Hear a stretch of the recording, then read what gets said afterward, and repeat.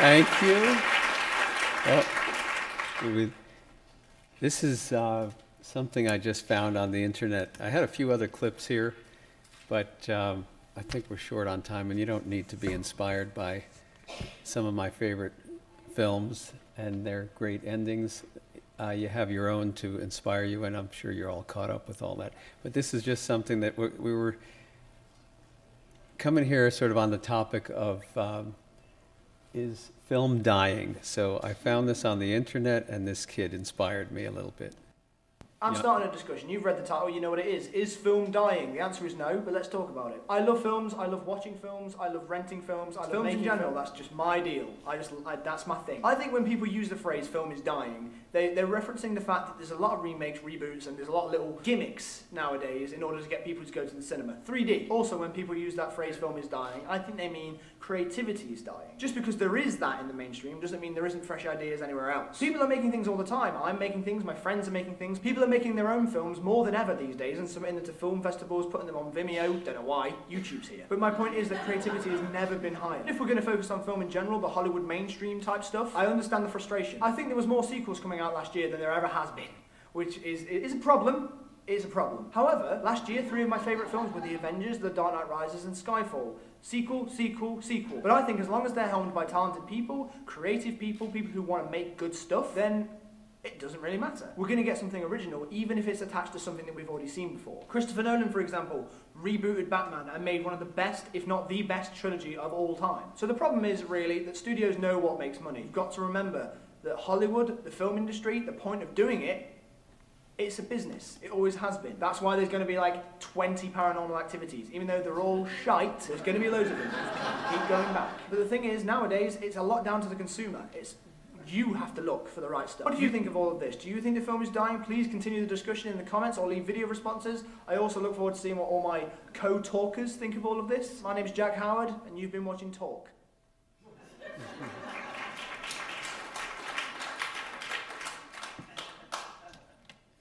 Thank you, Jack.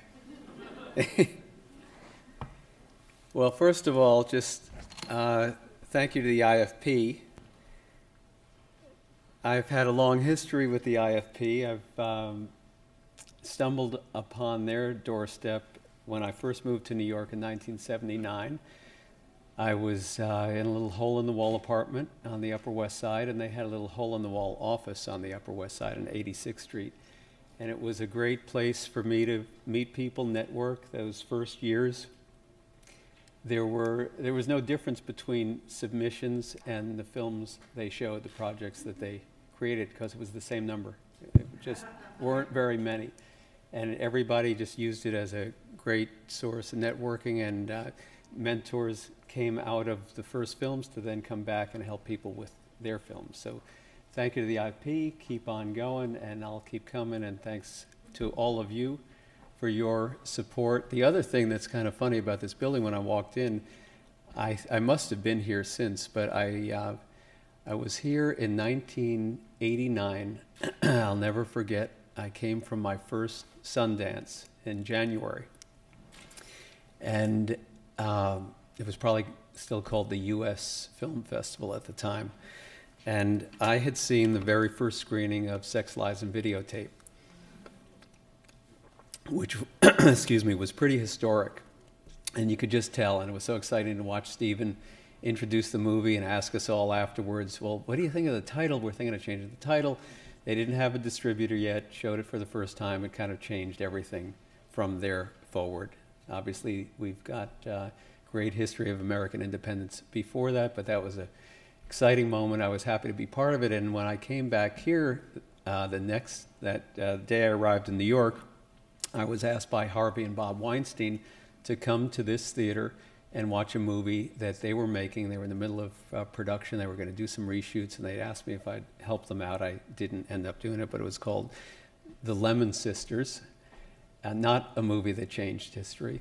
But they asked me about Sundance and about Sex Lies, which they had heard about. Their people were there, and I told them how great it was and all that, and just reminded me of that, to come here and be part of that first success of Stevens and just remember it so vividly.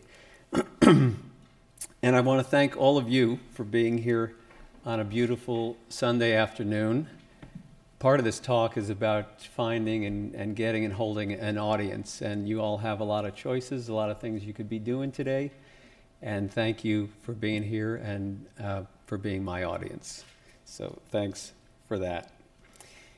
Now, I'm going to sort of read this a bit. I riffed a bit earlier today, and I'm much more comfortable doing that, but I did prepare something, and I kind of want to speak to this topic a bit, and we'll see just if I can stick to my own notes, because I've been rewriting it for the past couple of days, and it's still a bit of a work in progress. So, I can tell you right now that although I'll try to bring you some hope and optimism about making and releasing your film, I'm not going to stand up here and tell you that it's easy and that all you have to do is work hard and believe in yourself and everything will work out just fine and just the way you want it to always. It is clearly not easy getting films financed and distributed, and it doesn't get any easier, even if you're an award-winning filmmaker who has succeeded at creating both artistic and commercial success through a brilliant body of work. You still start the next one with a blank page and have to convince someone to invest in it, and even more challenging, someone to distribute it. I live now downtown near the Film Forum, which was my sort of grad school and still is, when I moved here in '79. And last Saturday, I noticed they were screening Godard's Jean-Luc Godard's Contempt on its 50th anniversary. And in the film, Fritz Lang plays a director of a commercial treatment of the Odyssey. And his line near the end of the film sums up the separate but related realities of both love and filmmaking. He speaks his final 3 words: "One must suffer." A couple of weeks ago, I was on a JetBlue flight from Los Angeles to New York, reading recent speeches and statements by some of our great American filmmakers.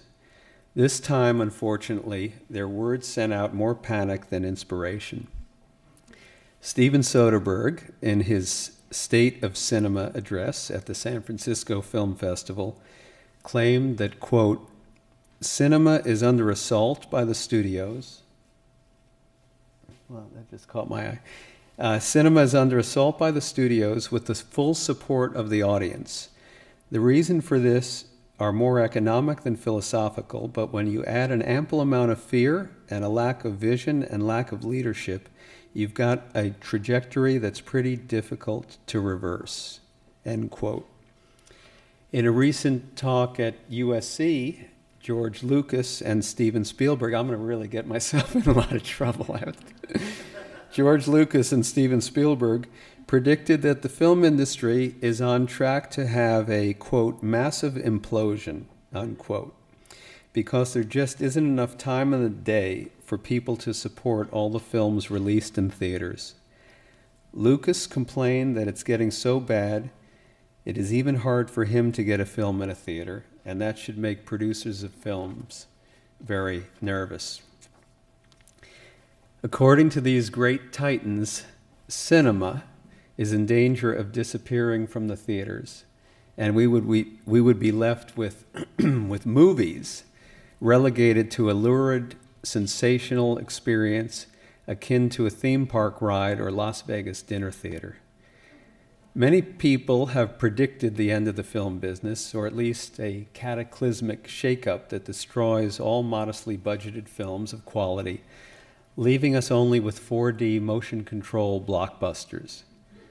These end-of-days predictions have come before us in our industry. The advent of color was supposed to eventually doom black and white, and if that had been the case, we would never have had Dr. Strangelove or Manhattan, Raging Bull, or Schindler's List. Or She's Gotta Have It, or Stranger Than Paradise, or Pi. And without those movies, we might not have had Spike Lee, or Jim Jarmusch, or Darren Aronofsky. Television was supposed to doom the theatrical experience. Why would anybody want to go to a movie theater when they can stay home and watch? Cable TV and DVDs were supposed to do the same thing. Video on demand and companies like Netflix were also supposed to do that. It hasn't happened. What has happened is that we now have more ways to make movies and more ways to get people to see them than ever before. So my advice to us, to all of us, from film students to Spielberg, Lucas, and Soderbergh, all of us who make human movies that we care about, my advice is to ignore the prophecies, don't retire, keep on making films and showing films by any means available. Build and they will come. The internet has allowed us to express individuality and form communities that were unimaginable before. Social media finds like-minded individuals and bonds them together in formation of these communities. That's another word for an audience. And in this way, there may be more opportunity for independent film than there ever has been in its history. All of this sets the stage for a renaissance in independent filmmaking. Instead of being on its last legs, I would argue that independent film is about to spring to life. So why the doom and gloom about the film industry? Yes, it's true, like Jack says, movies have become a crass commercial commodity at times, and studios have crowded these spectacles into theaters at a disproportional rate. But it's also true that sensitive, brave, personal, and courageous work is being done every day. For every tentpole being built pixel by pixel in some Hollywood laboratory, there's a young filmmaker like Ben Zeitlin going into the bathtub of New Orleans with a small cast and crew and a 16mm camera to create a uniquely personal vision. For every sequel that's being churned out, there is something new and original fighting to be born. It's never been harder, and it's never been easier. And I guess it's been like that all along. I've been lucky to work with a great number of talented directors. All of them have made the film for themselves first and the audience second. And that's not out of vanity or because they don't care about how people see their films or if people see their films. It's because they know that the only way to truly connect with an audience is to be as personal as they possibly can be and share that piece of themselves on screen. I've made 5 films with my friend Julian Schnabel. None were financed by the studios. None were even financed by independent companies. All of them were made with the help of private contributions from people who believed in us when no company did.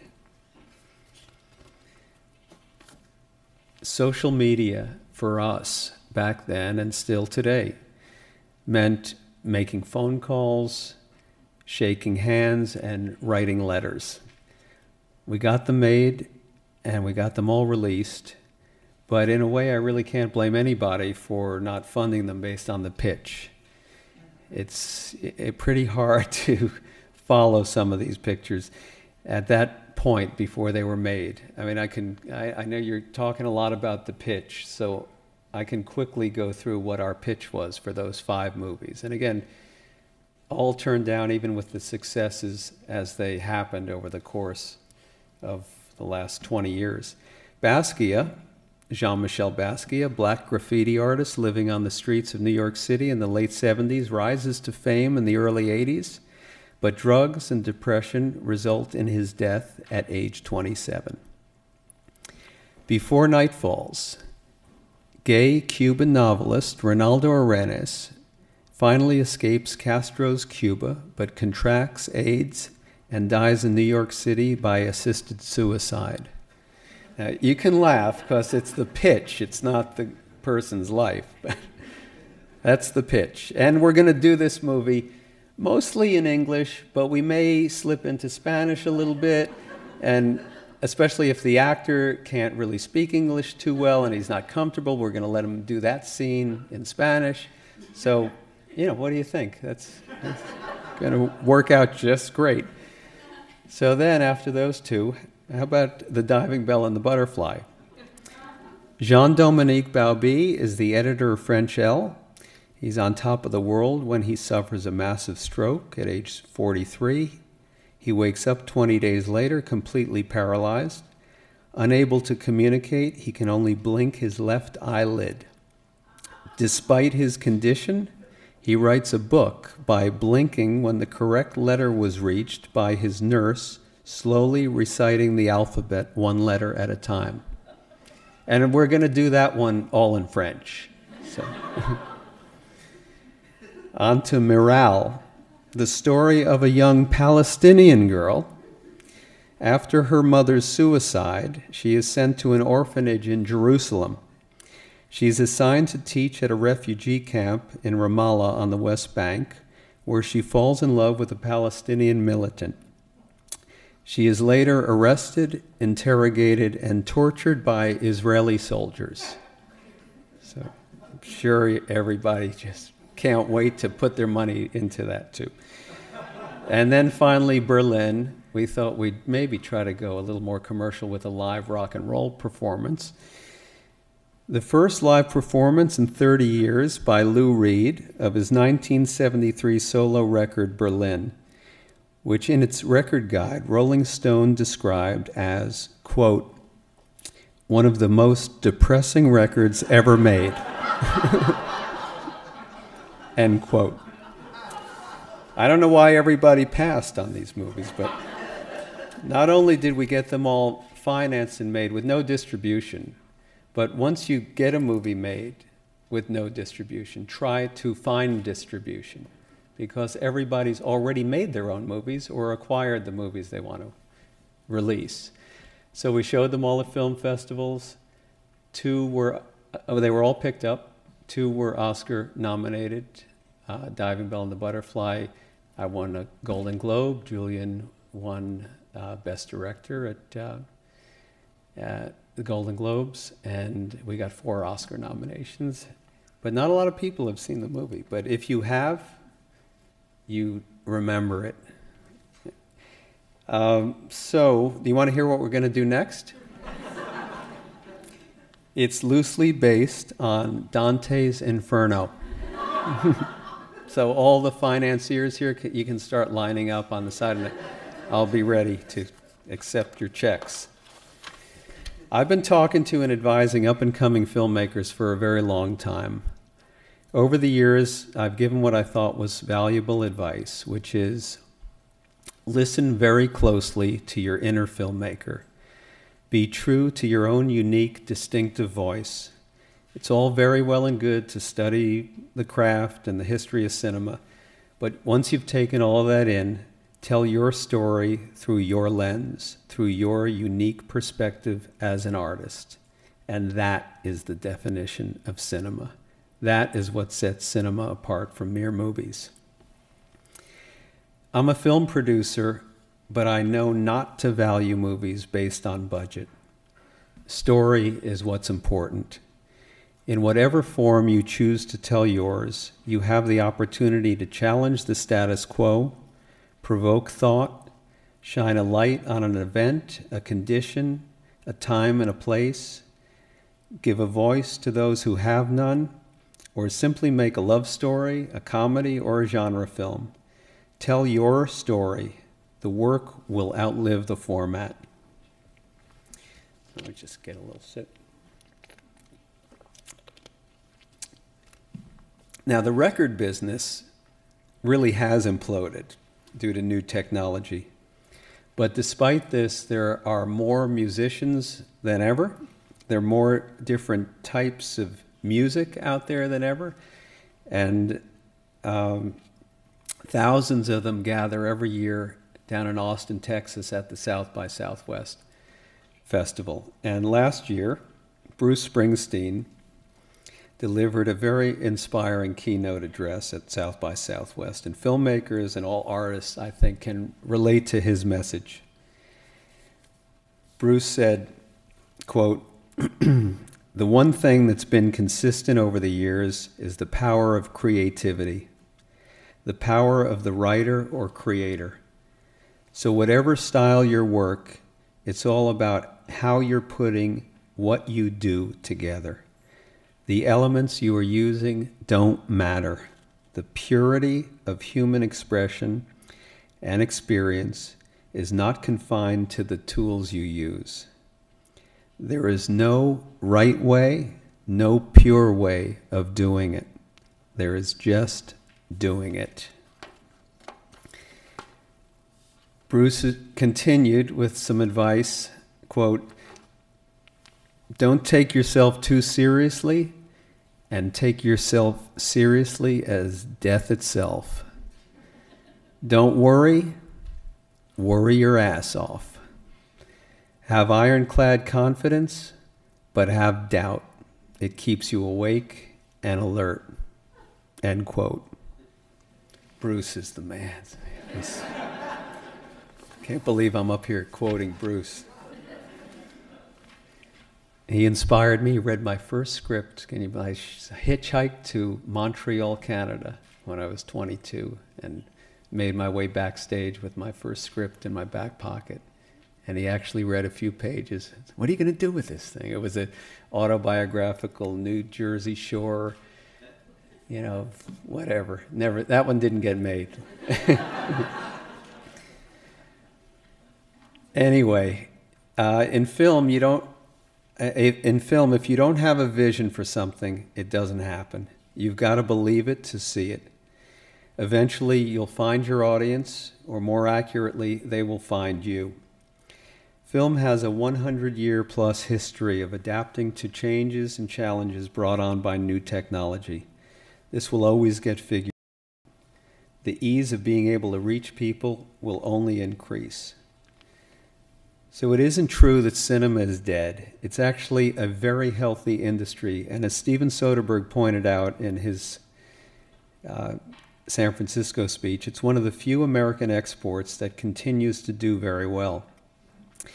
But you can't ignore that one particular sector of the market is getting squeezed and must be protected. And that's the mid-range budgeted drama. Movies about human beings. But despite that squeeze, many talented filmmakers, young and old, have overcome the challenge and made a large quantity of quality independent dramas that are coming out this year. I've never seen so many high-quality films entering the mainstream.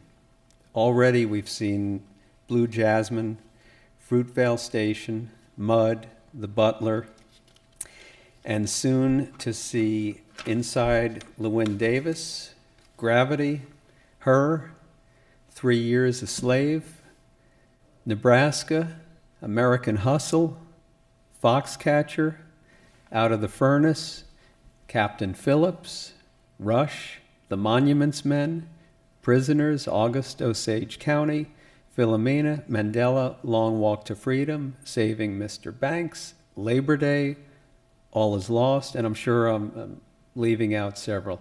And it's the Coen brothers, Alfonso Cuarón, Spike Jonze, Steve McQueen, Alexander Payne, David O. Russell, Bennett Miller, Scott Cooper, Paul Greengrass. I mean, there's just a flood of great young directors that are telling their story, doing what they want to do, getting their films made, and they're doing well at the box office. People are showing up to see these movies, and let's keep doing that. So has there ever been a better time for the independent cinema? I can't wait to see all these films, and I'm predicting a really great year. And we've got to thank all the distributors who bring these films to the theaters, both independent and major studios, for continuing to finance and distribute movies about the human condition, and supporting handmade films by auteur filmmakers. I hope these companies stay strong, stay committed, and stay in business. And we will continue to be both their audience and partner with them. And together we will continue to grow the great history of American cinema. So hear this: studio executives are not your enemy, especially today. With women and a growing diversity, I have found execs to a person to be as hardworking and courageous as their filmmaker counterparts. They are passionate and educated in film history and often put their jobs on the line to make sure a filmmaker gets what he or she needs. And finally, I want to leave you with one of the most inspiring speeches I ever heard. It was at the 73rd Academy Awards, where I was fortunate to be that year with 2 films, Pollock and Before Night Falls. Javier had gotten nominated for Best Actor, and Ed Harris got nominated for Best Actor. Don't ask me who I voted for. It was a little bit awkward. A very fortunate experience. And Marcia Gay Harden was nominated and won for Best Supporting Actress for Pollock. But the speech came in a different category, but it really struck deep, and I've never forgotten it. And it went like this, quote, "I want to thank anyone who spends part of their day creating. I don't care if it's a book, a painting, a dance, a piece of theater, a piece of music, anybody who spends part of their day sharing their experience with us. I think this world would be unlivable without art, and I thank you." That was from Steven Soderbergh, Academy Award winner, Best Director, March 25th, 2001. So that's it for my answer to Steven's recent rant, as he described it at the San Francisco Film Festival, and the recent comments by Lucas and Spielberg. And with the 10 minutes we have left, I just, again, want to thank you all and see if there are any questions out there, anything. I know this wasn't exactly on your topic. You all are here for your own reasons, and if I can help you answer any more specific questions about what you all want to do and what you're here for, yeah, go ahead.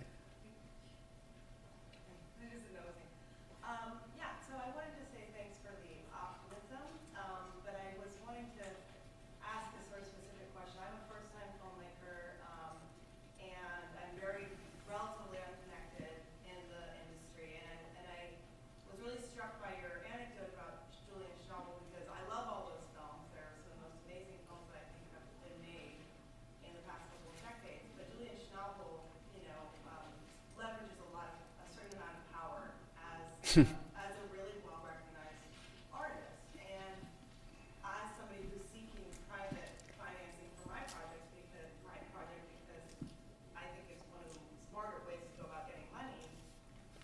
One of the things that I'm wondering about is how do I get people to back me who doesn't have that kind of credibility yet?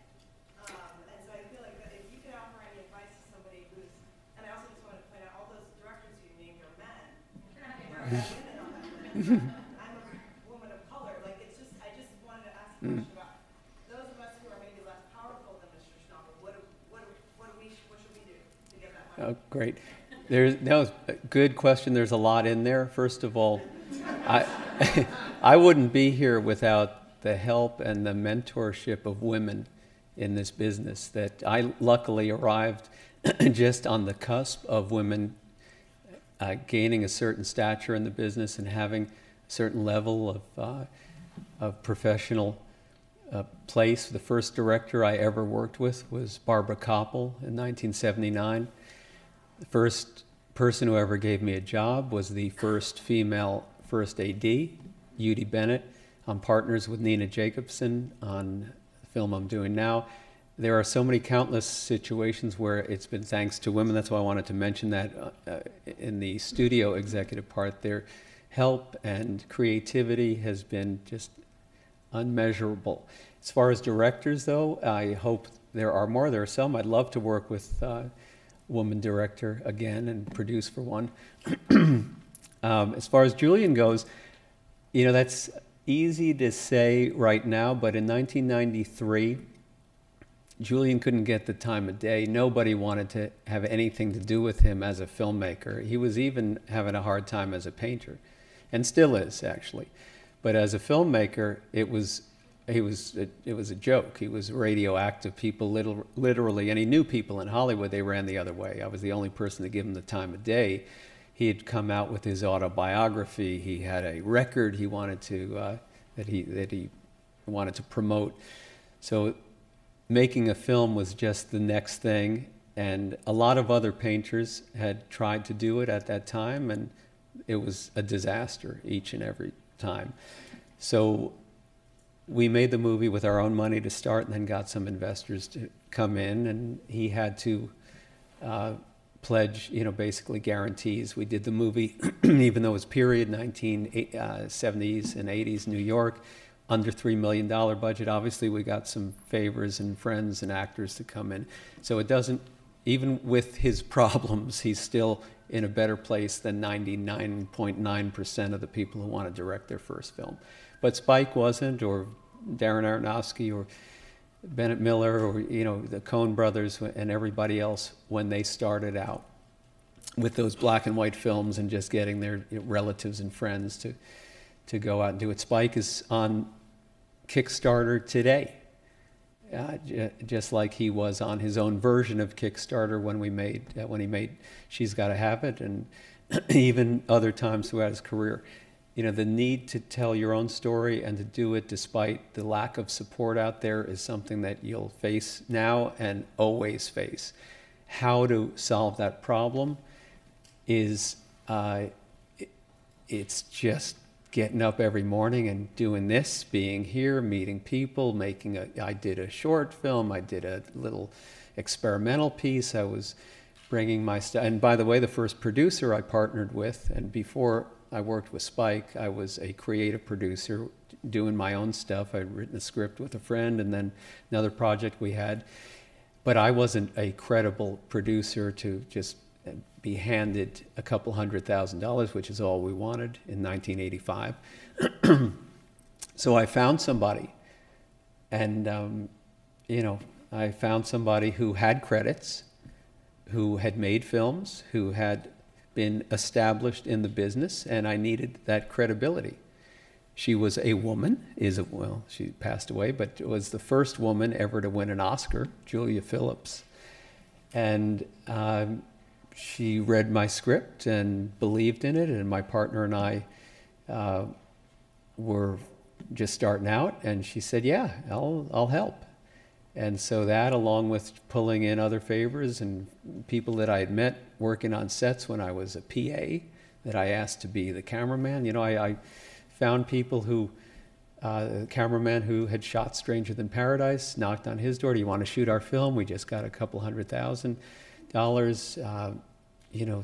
Just whatever little bit of money that came in is all we needed and all we used to get the first movie made. Now, that first movie didn't make it. It wasn't a big success at Sundance or anywhere. It was released for a week by a company called Vestron.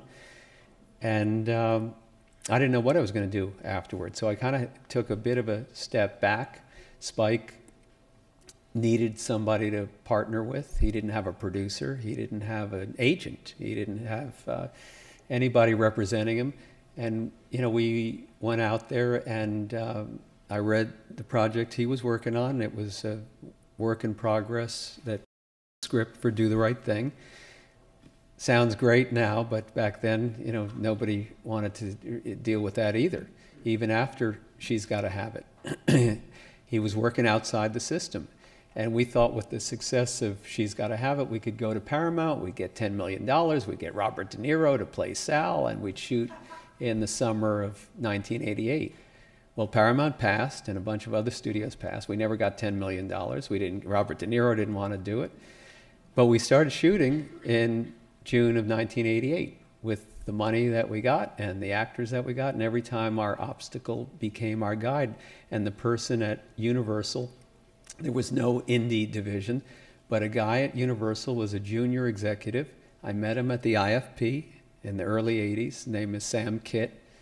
And he read the script. He was the chairman. He ran the IFP those first couple of years, and he's got a regular job and was at Universal, just junior executive. And Universal Pictures was not exactly making these kind of movies.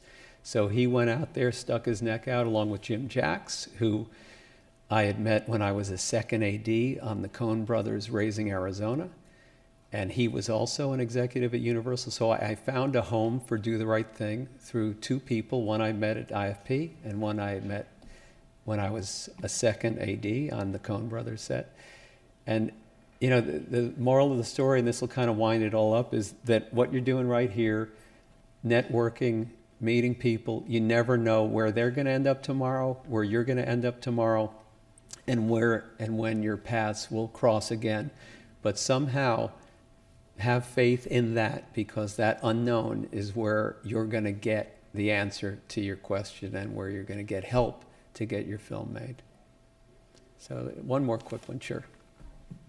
I just finished directing my first feature, and I'm looking for financing to finish it, but I also want the control of it, and I was wondering if you could give advice on that process of how you said, you know, you first financed it yourself, and then you got financiers after to help complete it. With an unfinished film, It's finished.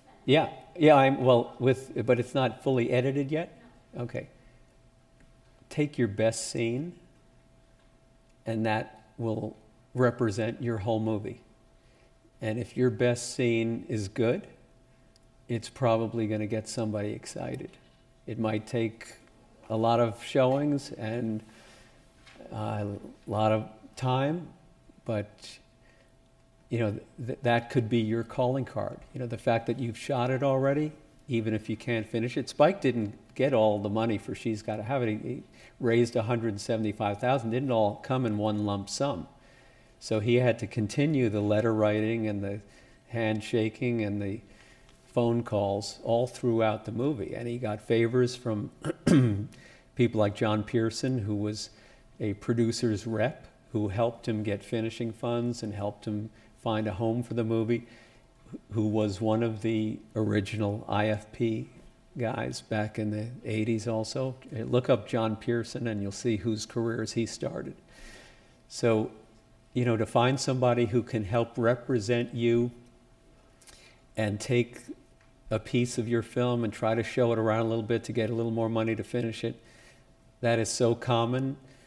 And, you know, don't worry about that. It's a part of the process, a very typical thing that happens. You're never going to, you know, very hard to get all the money at once and all up front.